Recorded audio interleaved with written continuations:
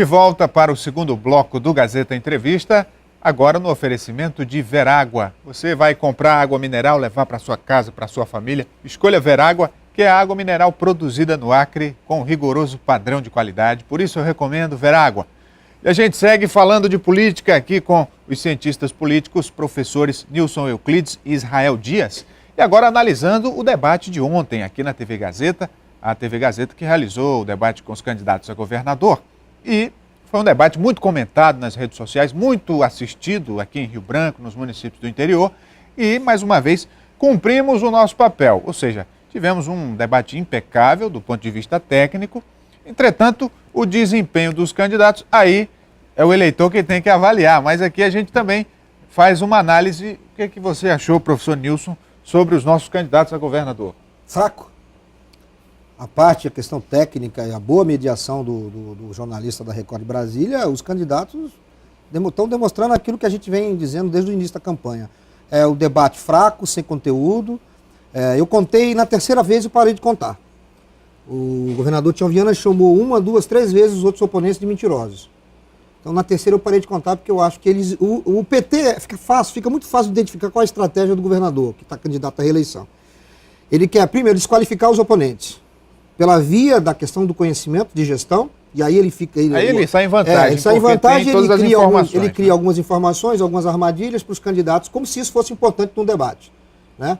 Eu até esperei que o candidato Márcio Bittar, ou o Tião Bocalon, ou mesmo o Rocha, perguntasse para ele explicar o que é aquela tal de incubadora de ciência e tecnologia e quais foram os resultados que isso trouxe para o Acre. Ele citou alguns números de mestres e doutores formados que irão formar. São números que são, do meu ponto de vista, que estou dentro da academia, são números fictícios. Mas, no entanto, a oposição navega dentro dessas questões sem se colocar com virilidade. Eu acho que falta testosterona no debate dos candidatos. E aí são os 4 candidatos. Não é só por parte do Márcio, do Tião Bocalon ou do Tião Viana. O governador Sebastião Viana me parece aquele titio que está mal-humorado. Ele vem mal-humorado para o debate e não gosta de ser contrariado. E quando ele é contrariado, ou ele quer fazer valer a opinião que ele acha e o grupo político dele acha em relação aos outros, que são todos mal preparados, que não vão saber administrar o Estado, ou então vai jogar a pesta essa questão da corrupção. Houve um momento do debate, por exemplo, que eu esperei que o candidato Márcio Bittar fosse responder à altura uma acusação que ele fez para ele, quando ele se tratou da questão do G7 e do secretário que tinha sido reconduzido ao cargo do governo. O Márcio Bittar passou os 30 segundos e não respondeu na forma que deveria ter respondido, porque afinal de contas o que estava em jogo ali era questão de honestidade ou não. O governador Tião Viana afirmou em alto e bom tom que o amigo dele, secretário, era mais honesto que o Márcio Bittar. Agora, o Márcio Bittar deveria pelo menos ter usado do bom senso e dizer, olha, para mim, critério de honestidade é, antes de tudo, nunca ter sido preso. E aí eu acho que a coisa poderia caminhar para uma coisa mais, digamos, empolgante. Mas aí caiu tudo na mesmice, e aí volta sempre aquela história que a gente está...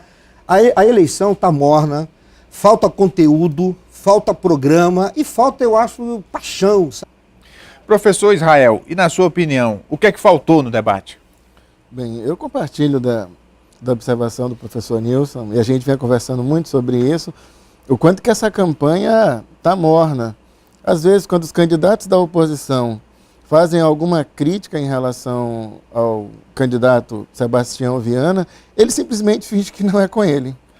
Como se aquilo não importa. Mas isso é uma estratégia de todo candidato, né? Perfeito, mas aí o eleitor está conseguindo perceber isso com muita clareza. E a verdade é que os candidatos da oposição não sabem ser oposição, porque com alguns eventos que têm acontecido, G7, Petrolão no cenário nacional, eles simplesmente não sabem se apropriar disso.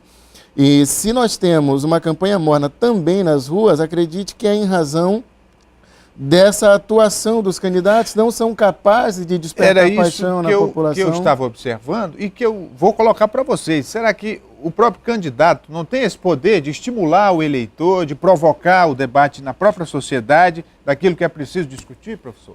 Não, a gente está passando por um momento de crise. Os partidos no Brasil, em geral, e no Acre não é diferente, os partidos perderam a capacidade de mobilização. O PT nacional e o PT no Acre é exemplo disso. O PSDB nunca teve uma história de ter essa capacidade de mobilização, mas é um partido que conseguia, em menor grau, essa mobilização, mas perderam completamente. Então nós temos lideranças, hoje as lideranças nacionais são as mesmas de 30 anos atrás, não se renovaram, estão enfraquecidas, né? A gente vê aí a própria candidatura do presidente Lula, o próprio presidente Fernando Henrique Cardoso, que é, dentro dos tucanos, uma voz sempre muito ouvida, mas também não tem essa capacidade de mobilização. E aqui, para falar do nosso quintal, que é o que mais interessa, o PT Acreano hoje se transformou num partido de quadros, né? O PT hoje é um partido de quadros, tem uma militância que é remunerada, e aquela militância histórica do PT, eu já disse isso em outros programas, isso não é novidade nenhuma que eu estou falando, mas essa eleição está servindo muito para a gente ter esse diagnóstico de que esse PT perde essa identidade com essa mobilização, essa capacidade de mobilização que ele tinha. Por outro lado, os outros partidos não conseguiram preencher esse vácuo que foi deixado pelo PT, tem uma dificuldade muito grande, as próprias lideranças do PSDB, do PMDB, do próprio PSB, do próprio PV, o partido do PSOL também, que é um partido que eleição e eleição, mas não consegue se renovar, não consegue fazer um discurso mais articulado, apesar de todo o esforço do Rocha. Mas enfim, o que nós estamos diante de um quadro seguinte: nós temos os candidatos que se exauriram, os candidatos que estão governando, que perderam a capacidade, porque à medida que também o tempo vai passando e muito tempo no poder, você vai cada vez mais perdendo a capacidade de cumprir as promessas. Se reinventar e nem sempre conseguem, né? Então você perde, por parte do governo, a capacidade de cumprir as promessas, então fica muito essa coisa enfadonha de ficar discutindo gestão, capacidade técnica, pegadinha, coisa que não leva a lugar nenhum, empobrece o debate. Por outro lado, a oposição também não se apropria daquilo que deveria se apropriar, não tem capacidade de mobilização. O que a gente tem, na verdade, é o seguinte: nós temos um eleitorado que está silencioso, deve ir às urnas votar. Não acho que o quadro que está aí vai ser alterado, porque nós não temos nenhuma indicação mas tem uma parcela de indecisos, em torno de 10%, pelo menos é o que apontam as pesquisas, que pode fazer a diferença. Sim, mas o que os partidos estão fazendo para trazer esses 10% para junto das suas... Mais do mesmo, né? Mais do mesmo. Então, será que esses 10 indecisos não se tornarão brancos ou nulos? Quer dizer, é difícil a gente diagnosticar. A única coisa que a gente pode afirmar é o seguinte: os partidos não são mais os mesmos, mas o eleitor também não é mais o mesmo. Agora, no debate de ontem, eu percebi uma certa tentativa de Tião Bocalon e Márcio Bittar isolarem Tião Viana, não direcionando perguntas para o candidato. Vocês perceberam isso também? Isso ficou claro, E será que funcionou essa estratégia? Certamente deve ter surtido algum efeito, porque, na verdade, para utilizar uma linguagem bem simples, é como se um levantasse a bola para o outro, e assim, claro, um levantava a questão para que o outro emendasse a crítica, e eles aproveitavam todo o tempo, e o Sebastião Viana acabou ficando um tanto isolado. Eles aproveitaram bem essa estratégia. Foi isso mesmo, professor Nilson? Estratégia equivocada para mim. Por quê? Equivocada porque eu disse isso há um tempo atrás, logo no começo da eleição, que o candidato da oposição que tivesse mais condição de chegar ao segundo turno, ele deveria confrontar o governador Tião Viana, confrontar de fato.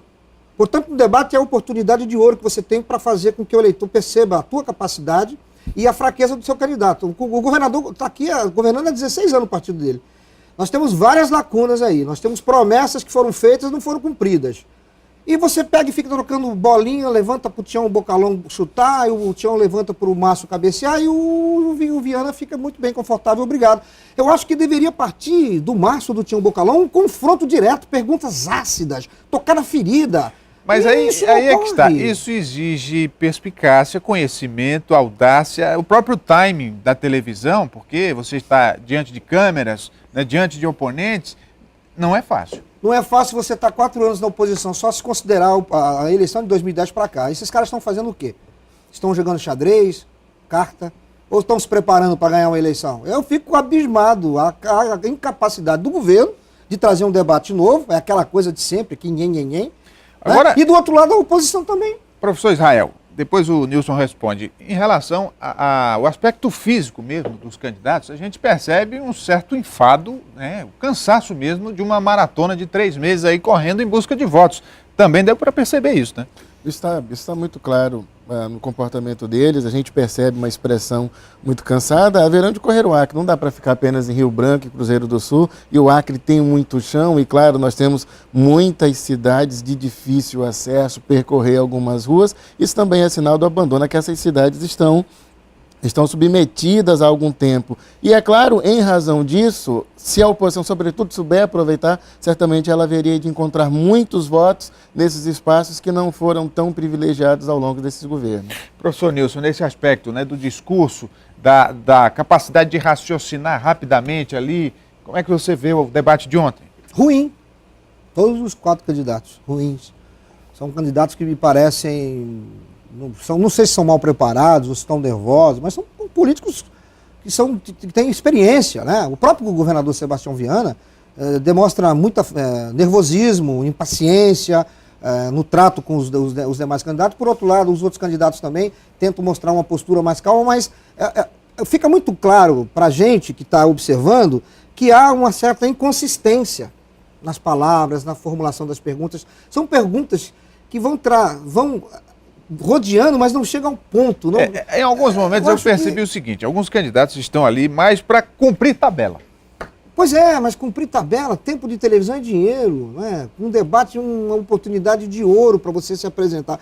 Por isso que eu acho que essa questão de você fazer o confronto, eu esperava que para essa eleição houvesse esse confronto entre oposição e governo, de forma qualificada, não a oposição para ficar falando de A, B, C ou D da família, do secreto.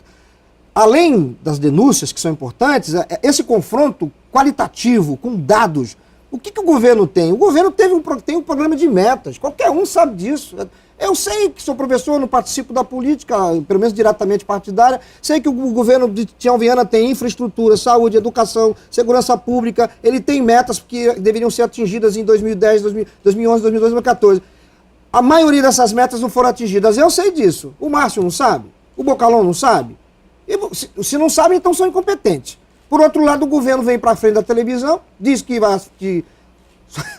Não, essa realmente, para mim, foi a mais impressionante, porque não pelo fato ele está no papel dele, o governador Tião Viana, fazer isso, dizer que asfaltou todas as ruas. Então eu devo morar em uma outra cidade. Agora, o Márcio também deve morar em outra, o Tião também, porque ele disse aqui em alto e bom tom. Pode ver o VT.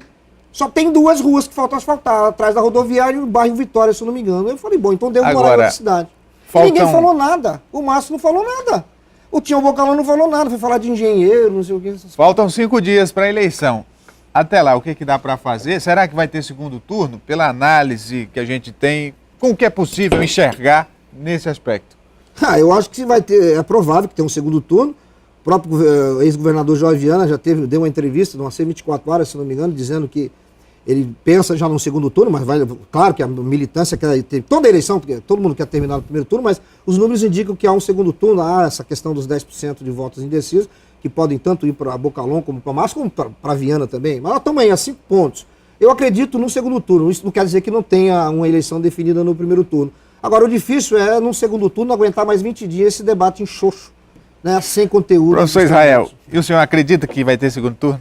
Eu acredito num cenário ainda de segundo turno. Na verdade, 10%, na verdade, sim, é mais que suficiente para decidir uma eleição, sobretudo as últimas eleições que têm sido decididas por uma percentagem mínima. Muito pequena. Isso, agora resta saber se os candidatos serão capazes de mexer com essa população que não está comprando nenhuma das candidaturas. Muito bem, conversei aqui com os cientistas políticos, professores Nilson Euclides, Israel Dias. Obrigado pela presença de vocês aqui. O Gazeta Entrevista vai dar uma parada, voltamos daqui a pouco, não saia daí.